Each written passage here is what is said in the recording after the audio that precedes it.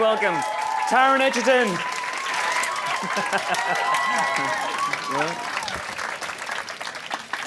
Hello, everybody. Welcome. How are you? I'm good. Yeah, I'm quite overwhelmed actually. Yeah, I'm all right. Yeah, I'm good. Yeah, I'm good. Congratulations, because Kingsman has made over $400 million I know. It's worldwide. amazing, isn't it? And this is your first film. Yes, not a bad way to this is my start. first film. Yes. Yeah. I made this in late 2013, and I've done a couple of other little bits since, but this was my first experience. Yeah. In fact, the first day you set foot on the set of Kingsman was the first time you'd set foot on a film set. It was Isn't indeed. that right? It was. Yeah, I remember it. I was on set with Colin, I think, and we were doing. I can't remember what scene it was, but it was. Yeah, it was surreal and amazing, and extraordinary, and I'm a very, very lucky boy. Did you get any sleep the night before? No, none whatsoever. Although Colin did actually leave me a very, very, very lovely voicemail. That kind of helped. I know, it was lovely. Yeah, I just 4 in the sat morning. there listening to it going, oh my God. But, So how did the role come about for you? 'Cause was it a long, arduous audition process for you? yeah, it was. Yeah, it was about 5 weeks. Yeah. So I was making a television show called The Smoke at the time, and I got this sort of like a breakdown through from my agent. I didn't get sent the script because you often don't with films of this scale because they're kind of kept under wraps, and they said you can go and meet Matthew Vaughn for this role in this film, and they sent me 2 scenes, and it was the pub scene and something else, I can't remember. But I just remember reading it and thinking, I don't know, it's a really weird feeling sometimes. You read a part and you have to do it. Like, Yeah. you know, and it was such a huge, monumental kind of challenge getting a role like this because there were lots of brilliant young actors up for it, and lots of them who were far more established than I was or am. And but I read it and I just sort of knew I had to do it, really.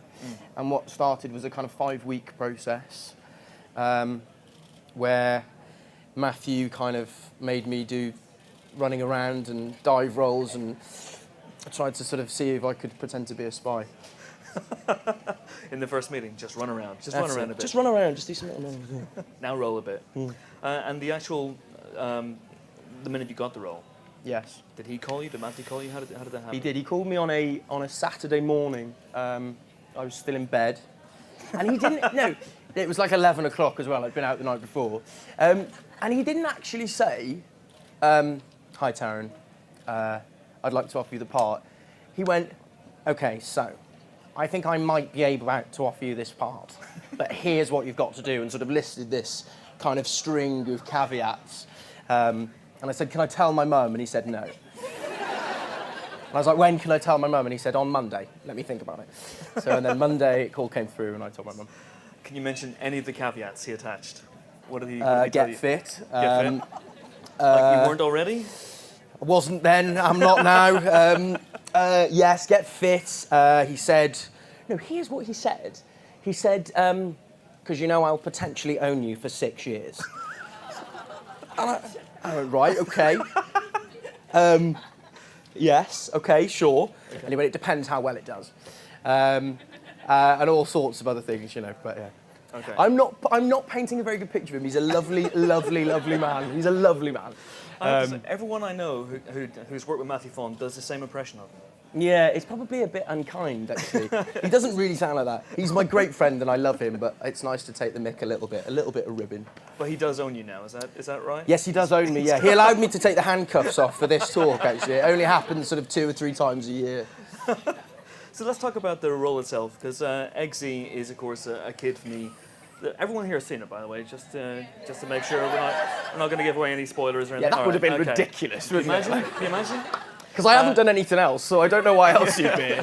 You've seen it, right? Okay, just to double What's check. it called? It's called Kingsman. Oh yes, I caught it on the plane, yeah. The Kingsman, I believe. So the role itself, Eggsy's from the wrong side of the tracks. He is? You do not seem to be from the wrong side of the tracks. I'm have lived a very sort of cushy, kind of, you know, Welsh idyllic countryside upbringing. I'm not from an affluent background, but I've never wanted for anything. You know, I have a great family, really secure, and Eggsy's, you know, had a tough a tough time of it. Yeah. Yeah. So how did you get into the character? How did I get into the character?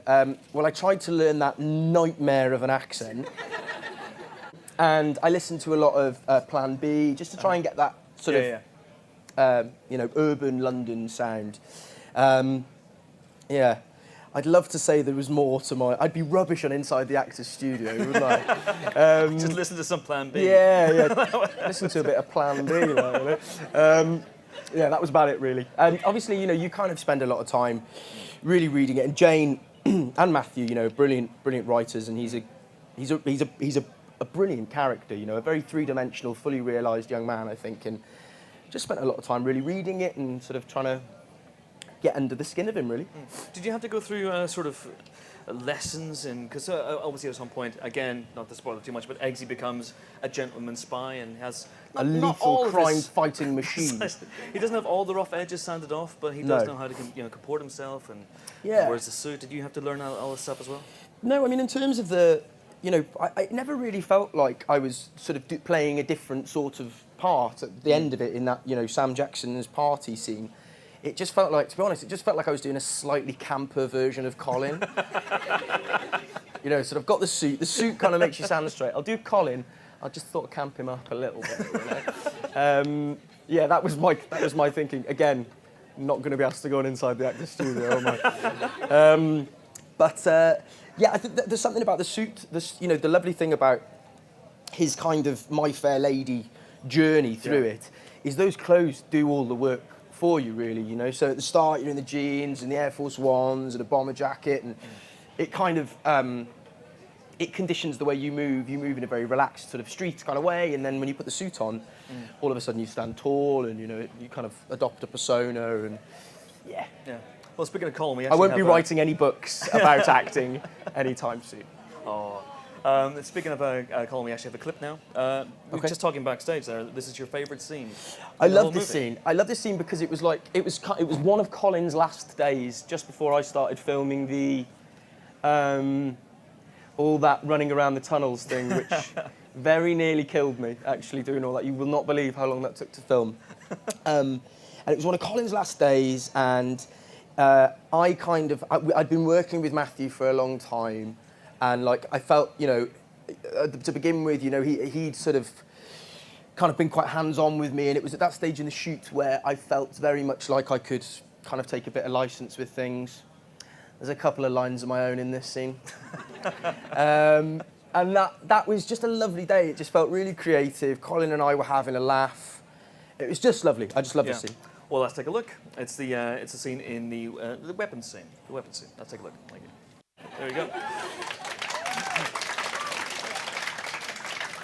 So was that an ad lib from you, the nod to Mr. Hitler? That is sick. Yeah, no, no, that was Matthew. I remember as well. When he came up to me, he said, right, okay, this is... Because in the script, obviously, the script. The wordy thing with the binding. It didn't actually say it was a Nazi salute. So he came up to me, he said, I want you to do this thing, and I was just like, oh my God, I was envisaging, my first film just alienating one huge section of Europe, And people laugh, and that's great. Fantastic. So Oxford's not Brogues. Oxford's not Brogues. I asked Matthew Fawn about this, and I said, why Oxford's not Brogues? And his reply was, if you don't understand, then you're not a Kingsman. So I'm not a Kingsman, quite clearly, so I'm going to put you in the spot. What does Oxford's not Brogues mean? You just mouthed the S word, so maybe... Chris, I mean... You're winging it, aren't you? No. You're just making this up. The thing you've got to understand is, I actually don't know.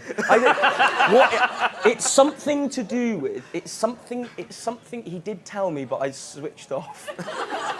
It's something to do with, the broguing was no wait. It's a good winging. That's fine. The broguing was added as it was like a rain guard or something, but it was from a place. It came from a place that's not Oxford, so maybe something to do with the academic snobbery. Yeah. This is going out all over the world. I'm buying it. I'm buying it. That's my story, and I'm sticking to it. If that's not what it really means, then that's what it's going to be on the internet from now on. So that's all fine. Yeah. But working with Colin. So he left you a voicemail the night before you worked together for the first time, but presumably you'd met before then. You had done rehearsals.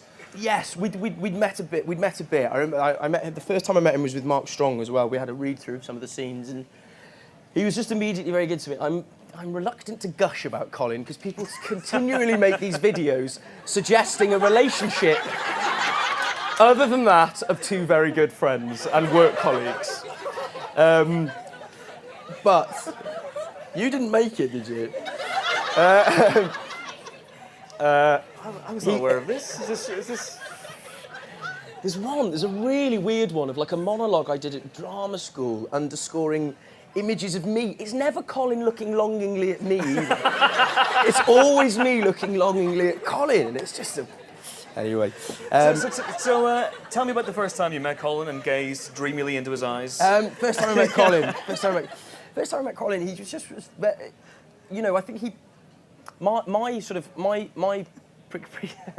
preconception of him was that he was, you know, he plays lots of quite held men, quite sort of, often quite emotionally inarticulate parts sometimes, you know, with King's Speech and Single Man, often quite, you know, some of his kind of signature roles are quite repressed, and I expected him to be very, very reserved, and the truth is he's a real talker, he's a really chatty, you know, and he was just, you know, very, very, very welcoming and very friendly. And I was obviously nervous because I'd never made a film before, and made sure that I had his mobile telephone number.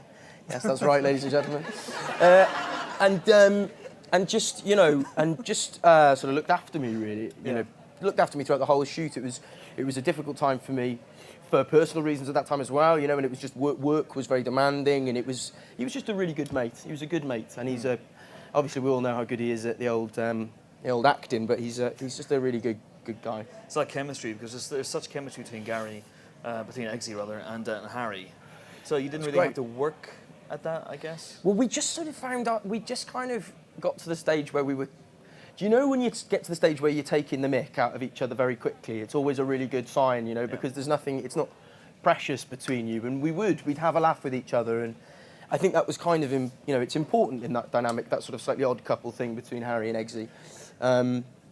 So yeah, and that, you know, I wouldn't have had the bravery to try and forge that relationship with him. So that's, if anyone's responsible for the chemistry, it's Colin. He was very generous of him. That'll be on YouTube now with ba ba ba ba or something about it. Yeah. So have you seen these fan videos then? Have you seen there's a fan art as well? I've watched them. Yeah. Fan art? Okay. I've watched them. They're interesting. They're not as disturbing as some of the drawings I've seen on Twitter. Shall we move on? What's it called? Shipping. What does that even mean? Shipping. Yeah. We may have opened a can of worms here. Oh, really? Yeah. Is that a bad term? I don't know. Is it? No. Oh, is it? Fine. Oh, God. Okay, Oh, God. Good. Your face made me panic then. I thought I'd said something really rude. Presumably it's an abbreviation of worshipping? I think it means relationship. Relationshipping. But shipping is in travelling together, maybe? I don't know, shipping, like... Well, no? We've all learned a little bit about ourselves today, which is You come and do the talk instead. Should we have another clip? Cool, yeah. Cool. I'll set this one up. This has puppies in it. Please enjoy. There we go. Nicely cut off before the swear word. Yes, very smooth editing. Very smooth. Yeah. The swear word is included in the finished film, of course. So the puppy, JB. Yes. You got to work with several dogs, I presume. Yes, there was a cut. No, the adult dog, George, was one dog. What I associate mostly with George was the smell of hot dogs, because. I mean, obviously, you know, but like the way we used to get him to do what we wanted him to do was that he would, these dog handlers would sort of come over to you and thrust sort of 15 lumps of sausage into your hand. I just remember, like, what, you know, you put it in your pocket, it's all slimy, and it's like, I don't know, it's not good. Yeah, and then there were two little pugs, and I was very, very fond of the little pugs. They were lovely, really sweet. George's hard work. Have you tried that since with other actors? The lumps of meat up the sleeve, or? I did try it with Colin actually at one point. Yeah. No, I haven't. Oh, fair enough. Let's take some questions now from you guys. We've got some roving microphones going around. There's a couple of hands raised right here, instantly in the middle. Hi. Hello. So firstly, it seems there's a sequel. I was wondering where you'd want Eggsy's story to go, and on behalf of quite a few people on the internet who can't be here, I've been requested to ask if you can sing something for us. Do you know what? I'm not going to. Because someone asked me to do this at a talk once ages ago, and I did it, and I immediately regretted it. However, it is something that I'm very, very keen to do. I'm not that good. Like, I'm all right. I mean, it's something I'm very, very keen to do in my career before the Too Distant Future, so it won't be too long, I'm sure, before you hear me doing it. Anyway, there was another more pertinent part to your question. What was it? Sequel. Sequel. Yes. Yes, I'm as aware of the rumours as everyone else is, and Matthew hasn't actually. Has he said anything to you? He hasn't said anything to me about it being certain. I know there is the will there, and obviously it's done very well. What would I want to see happen to Eggsy? What would I want to see happen to Eggsy? I don't know. I don't know what I'd want to see happen to Eggsy. I'd like to see, I suppose, you know, with any sequel, you have to kind of expand, you know, and it's already a sort of relatively international story with America and stuff, you know, going over to the hate church and that, and, you know, Sam Valentine's pad. But I guess it would be nice maybe to see the story take a more international turn, you know?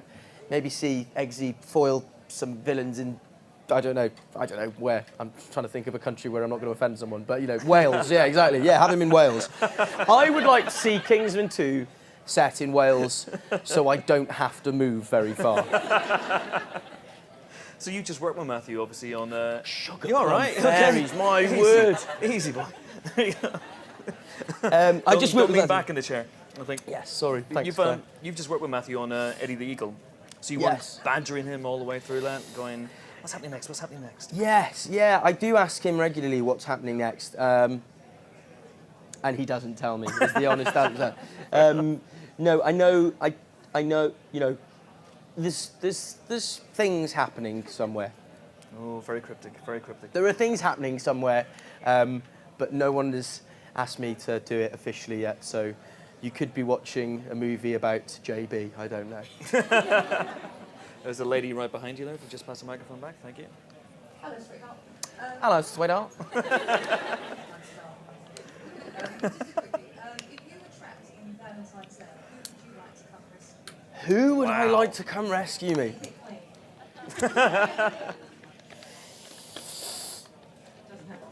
Yeah, I'm gonna keep it clean. David Bowie's my hero. He is, yeah. I'm gonna keep it platonic on this one, I think. Yeah. It'd be amazing. Yeah. Let's go. That's my story, and I'm sticking to it. Fantastic. I've come to rescue you. Yes, exactly. There's a lady here in the front row. Thank you, with the glasses. Hi, Taron. First of all, congratulations to your Empire Award. And my question actually concerns the comic. Have you actually read it before you did the movie, or did you read it afterwards? So basically, I hadn't read it before. I hadn't read any of Mark's comics before. But I've just alienated approximately 57% of yours. I read it while I was auditioning, yeah. I think, and Colin had read it by that stage. Yeah, so I read it when I was auditioning. I was actually wondering, because in the comic, he's not actually called Exy at all. He's always Gary. He's called Gary Unwin, and yeah. he's quite the jerk. So whose decision was it actually to make him in the movie really lovable? I think Exy is actually one of the most lovable characters. I really, really tried. What can I say? The Eggsy thing, if my memory serves me correctly, Eggsy is the name is the nickname of one of Mark Millar's best friends. And Matthew heard it and just loved it, basically. There's lots of little people being called friends things in the movie, you know, little cryptic. They're all Matthew's mates, basically, you know. So, yes, I think that was just, Matthew just felt that it was something that would stick in the memory, I guess, you know. He's clever, you know. Gary is quite forgettable, I think, you know, whereas Eggsy kind of is quite unusual. There are two people at the sides with their arms up for so long, I'm getting worried about their health. So there's a gentleman over here. Thank you. He's already got the microphone. As another young, great British actor playing a spy and mentioning JB, Would you take on Bond? I don't know. I feel like I'm a bit. I don't know. I'm a bit boyish for Bond, aren't I? He's kind of like he's all man. Like he's like Daniel Craig and big, muscly, rugged. I think. I suspect I'm probably not the best man for the job. Obviously, it's every little boy's dream, but also. I don't know. What am I going to say? Yeah, I'll play Bond. Bring it on. Yeah. No, Oh, now you've said it. Oh, it's out there now. 10 years' time, maybe? maybe 10 years' Yeah. time, when the beard fills in. Eggsy Bond team up. I could see it happening. Split screen. Eggsy Bond, do yeah, that would work. there's a I'd gentleman outdo him. Right over here on the right hand side. Hi, thank you. Two-part question. Oh, that's cheeky. Okay. You also worked with the legendary Michael Caine. What was it like working with him, and did you learn anything from him? He's amazing. He's an amazing man. First thing you need to know about Michael Caine is he's got massive hands. That's the first thing I noticed. Huge, enormous hands. I've got like I borrowed my hands from a 12-year-old girl, and he's just got these like big bin-lid hands.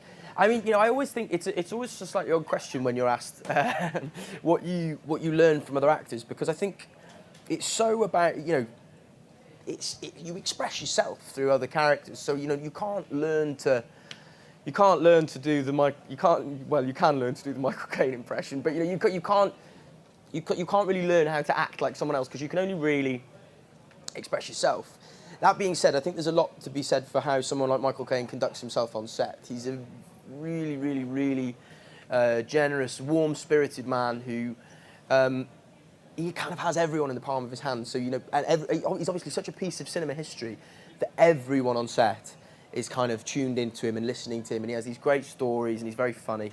I mean, if you figure out how to learn what Michael Caine does, then please do let me know. It's a recipe for longevity, isn't it? It's amazing. He's in his 80s and he's still doing it. He still seems to have the appetite. In and his the drive 80s, and you think like, they say that you grow more frail and you get smaller when you get old. I mean, he must have been 8'3" about 30 years ago. He's enormous.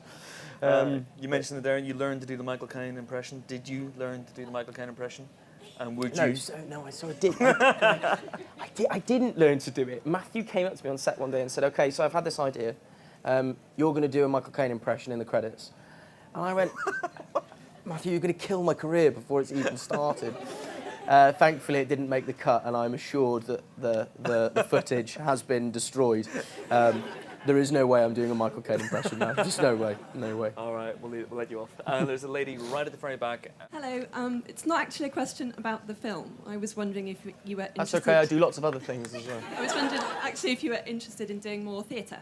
Yes, I am. Desperate to. It's been over two...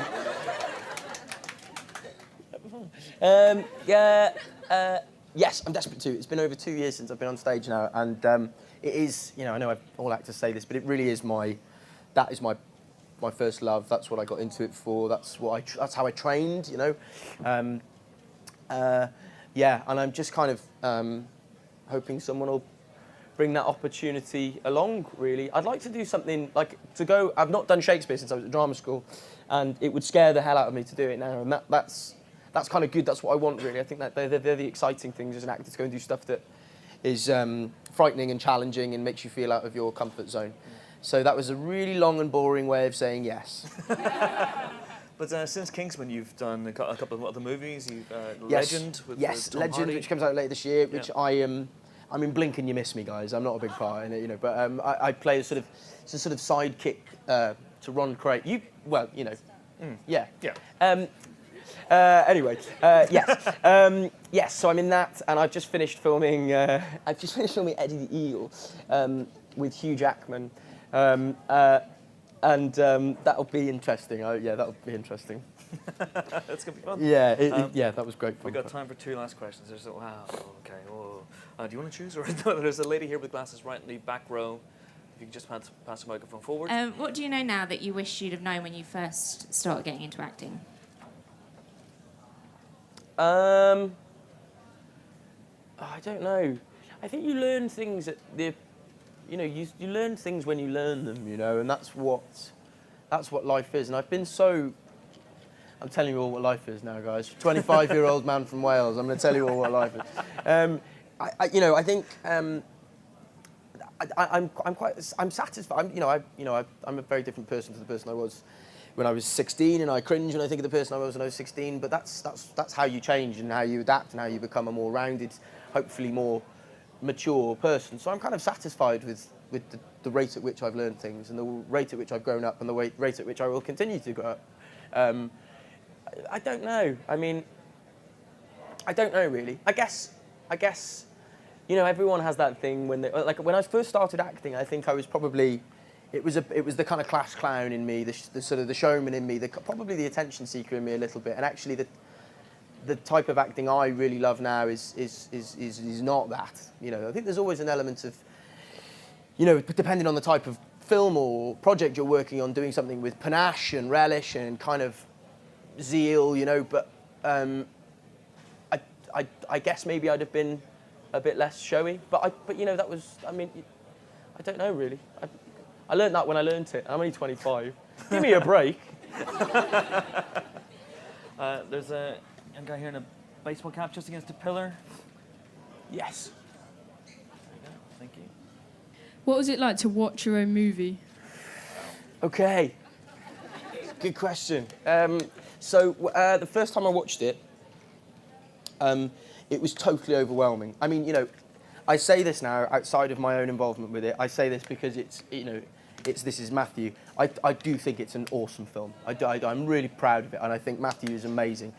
But the first time I watched it, it was so much to process that I came out and I sort of couldn't speak really. Matthew didn't let me watch rushes really either the first time I did it. So he wouldn't let me go and watch on monitors. And I came out and I called him, and I don't think I spoke. I don't speak in coherent sentences anyway, as you are beginning to learn. But I certainly didn't then, and it was kind of overwhelming and difficult to process. The second time I watched it, it was just amazing. It was just amazing. And also the second time I watched it, I enjoyed it more as a film. The first time I was watching it from probably quite a vain point of view, scrutinising everything I was doing. And then the more times I've watched it, I've been able to enjoy it in its entirety and all the fantastic elements of the film that are absolutely nothing to do with me or my performance. There was a full stop there. There was a full stop there, yeah. So you planning to have a viewing party when it comes out on Monday? A viewing party? Yeah. Now, I say I love Kingsman. I don't love it enough to watch it more than 10 times in a few weeks. I have seen that film a lot. I will be happy to... I'll probably, if we do another one, I'll watch it just before we do another one. Okay, there we go. I'm afraid that's all the time we have, guys. Sorry if you didn't get your question asked, but thank you so much for coming. The movie's out on DVD and Blu-ray on Monday. Thank you for coming. Thanks for your questions. Thanks, of course, Taron Egerton. Thank you.